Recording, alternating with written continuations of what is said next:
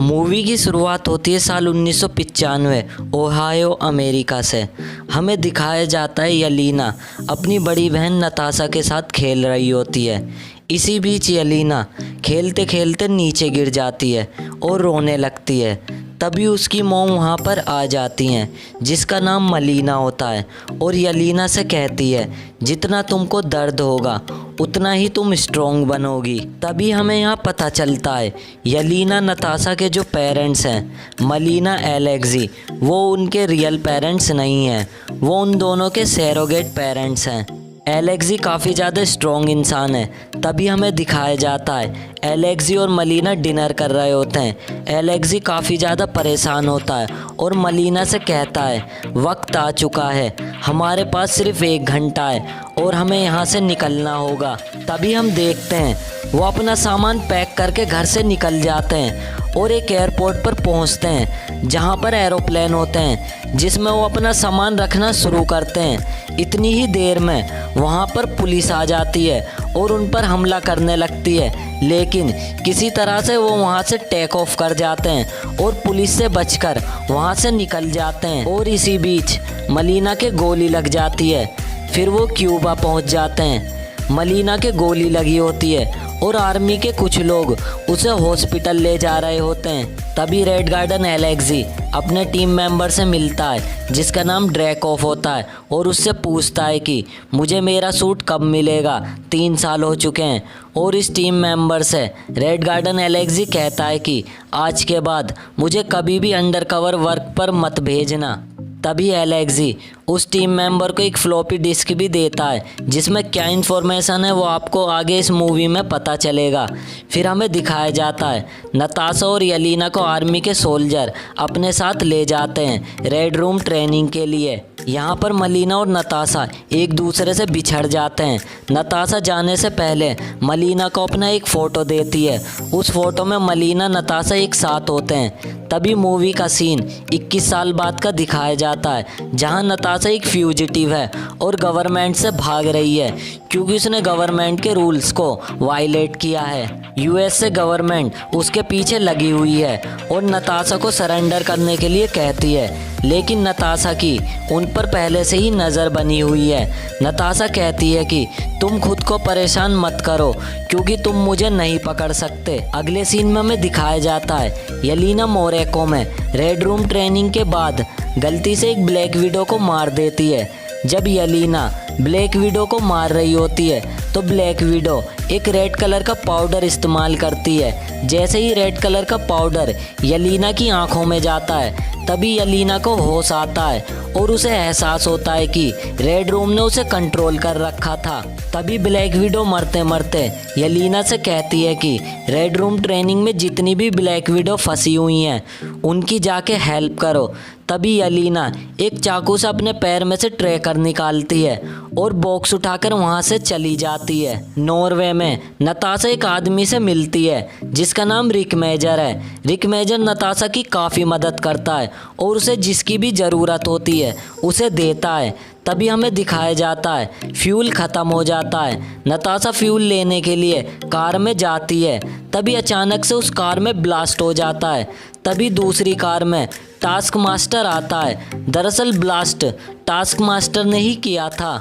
Task master car से निकलकर नताशा की तरफ आता है। नताशा कार से निकलने की कोशिश करती है पर निकल नहीं पाती और एक गन से टास्क मास्टर को शूट करती है, पर एक शील्ड से टास्क मास्टर अपने आप को बचाता है। और यहाँ पर नताशा और टास्क मास्टर में ज़बरदस्त फाइट होती है। Task master red room liquid का बॉक्स उठाने जा ही रहा होता है। नताशा उसे रोकती है। तभी टास्क मास्टर नताशा के जोरदार लात मारता है और नताशा पुल से नीचे जाकर गिरती है। तभी टास्क मास्टर के हाथ में वो बॉक्स लग जाता है पर उसमें कुछ नहीं होता। नताशा पानी से बाहर निकलती है और उसके हाथ में रेड रूम लिक्विड होता है जिसमें वही फोटो होती है जो नताशा अपनी सिस्टर को बिछड़ते वक्त देती है। अगले सीन में हमें बुडापेस्ट सिटी दिखाई जाती है। नताशा यलीना के घर पहुंच जाती है और यलीना और नताशा के बीच फाइट होती है। फिर हमें दिखाया जाता है यलीना और नताशा आपस में बात कर रही होती हैं। तभी नताशा को पता चलता है कि दरअसल रेड रूम अभी भी एक्टिव है। तभी यलीना और नताशा पर ब्लैक विडो हमला करने लगती हैं और नताशा और यलीना वहाँ से बचकर निकल जाती हैं। तभी नताशा और यलीना वहाँ से निकल रही होती हैं, वहाँ पर टास्क मास्टर आ जाता है और उन पर हमला करता है। तभी नताशा की कार में ब्लास्ट हो जाता है। नताशा और यलीना बचकर उस कार से निकल जाती हैं। तभी टास्क मास्टर को उन्हें ढूंढता हुआ दिखाया जाता है।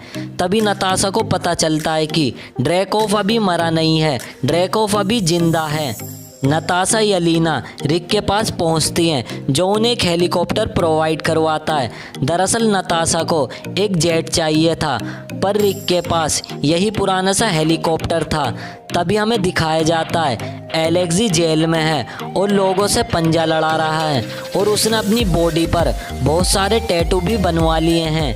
एलेक्सी के पास एक कोरियर आता है, जिसे वो ओपन करके देखता है, जिसमें एलेक्सी रेड गार्डन का टॉय होता है। नताशा और यलीना उसी हेलीकॉप्टर से आते हैं और जेल पर हमला करते हैं और एलेक्सी को जेल से निकालकर अपने साथ ले जाती हैं। तभी नताशा और यलीना एलेक्सी से पूछती हैं कि रेड रूम कहाँ है। एलेक्सी कहता है कि ड्रैकोव, जो मेरा नाम का दोस्त था, उसने मुझे धोखा दिया था और मैं जेल में ही फंसा रह गया। मेरी किसी ने हेल्प नहीं की, मुझे खुद नहीं पता कि रेड रूम कहाँ है। एलेक्सी कहता है कि तुम रेड रूम के बारे में मलीना से जाकर पूछो। यह सुनकर नताशा यलीना चौंक जाते हैं कि मलीना जिंदा है। एलेक्सी कहता है कि मलीना अभी भी रेड रूम के लिए काम करती है। अगले सीन में हमें दिखाया जाता है एलेक्सी, यलीना और नताशा अपनी सैरोगेट मॉम मलीना के पास पहुंच जाते हैं, जो एक फार्म हाउस में रहती है। उसके पास ऐसी टेक्नोलॉजी है, वो सुअरों का माइंड कंट्रोल कर सकती है। तभी हमें दिखाया जाता है सभी लोग एक जगह बैठकर डिनर कर रहे होते हैं और अपने मतभेद के बारे में बात कर रहे होते हैं। यलीना मलीना से कहती है कि मैं तुम्हें अपनी रियल मदर मानती थी, पर तुमने मुझे धोखा दिया, और बहुत ज़्यादा इमोशनल हो जाती है। तभी मलीना नताशा को बताती है कि ड्रैकोव ने उसकी रियल मदर को मारा है, इसलिए वो रेड रूम प्रोग्राम के लिए सेलेक्ट की गई थी। तभी मलीना से पता चलता है कि मलीना ने ऑलरेडी रेड रूम को नताशा, यलीना, एलेक्सी के बारे में बता दिया है और वो कुछ समय में आने वाले हैं। एलेक्सी यलीना को समझाने की कोशिश करता है कि उसने उसकी केयर एक रियल फादर की तरह की थी। अगले सीन में हमें दिखाया जाता है रेड रूम की सभी ब्लैक विडो ड्रैकोव के गार्ड आ जाते हैं और सबको पकड़कर ले जाते हैं। ड्रैकोव मलीना को थैंक यू बोलता है और कहता है तुमने बहुत अच्छा काम किया है। तभी हमें यहाँ पता चलता है दरअसल नताशा और मलीना ने फेस मास्क टेक्नोलॉजी से अपने चेहरे बदल लिए थे और एक दूसरे से एक्सचेंज हो गई थी। नताशा को ये भी पता चलता है कि दरअसल जो टास्क मास्टर थी वो कोई और नहीं, ड्रैकोव की बेटी थी। वो मरी नहीं थी, उसका फेस जल गया था। उसने अपनी बेटी को ही टास्क मास्टर बना दिया था। नताशा ड्रैकोव को गन पॉइंट पर कर लेती है, पर चाहकर भी नताशा ड्रैकोव को शूट नहीं कर पाती। नताशा को पता चलता है कि हर ब्लैक विडो में एक ऐसी चिप फिट कर दी गई थी जिसके थ्रू उन्हें इस तरह से कंट्रोल कर सकते थे कि वो चाहकर भी ड्रैकोव को कभी नहीं मार सकते थे। और इसी तरह ड्रैकोव सभी ब्लैक विडो को कंट्रोल कर रहा था।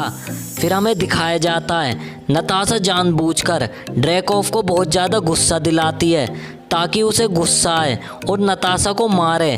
नताशा चाहती थी कि जो उसके अंदर चिप लगी हुई है वो किसी तरह डैमेज हो जाए।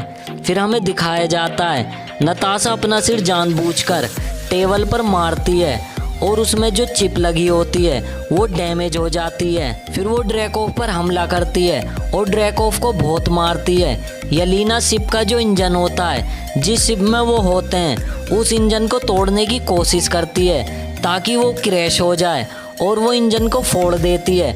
फिर धीरे धीरे वो शिप नीचे गिरने लगता है। जैसे ही नताशा ड्रैकोव को मार रही होती है तभी सारी ब्लैक विडो वहाँ पर आ जाती हैं और नताशा पर हमला करने लगती हैं। नताशा ब्लैक विडो से बहुत लड़ती है और ब्लैक विडो नताशा को बहुत मारती हैं। तभी वहाँ पर यलीना आ जाती है और रेड रूम लिक्विड की बोतल को ब्लास्ट कर देती है, जिसमें से रेड पाउडर निकलता है, जिससे सारी ब्लैक विडो होश में आ जाती हैं और ड्रैकोव के कंट्रोल से आज़ाद हो जाती हैं। जैसे जैसे शिप नीचे गिर रहा होता है, नताशा जल्दी से कंट्रोल डेस्क पर पहुंच जाती है। जितनी भी ब्लैक विडो दुनिया में हैं उनको नॉर्मल कर देती है, ड्रैकोव के कंट्रोल से आज़ाद कर देती है। पूरा शिप धीरे धीरे डिस्ट्रॉय हो रहा होता है। ड्रैकोव अपने गार्ड के साथ अपने एक प्लेन में जाकर बैठ जाता है।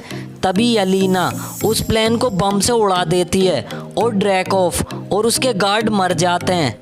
फिर सब एक एक करके ज़मीन पर लैंड करते हैं। फिर हमें नताशा और टास्क मास्टर की फाइट दिखाई जाती है। नताशा टास्क मास्टर का किसी तरह हेलमेट उतार देती है।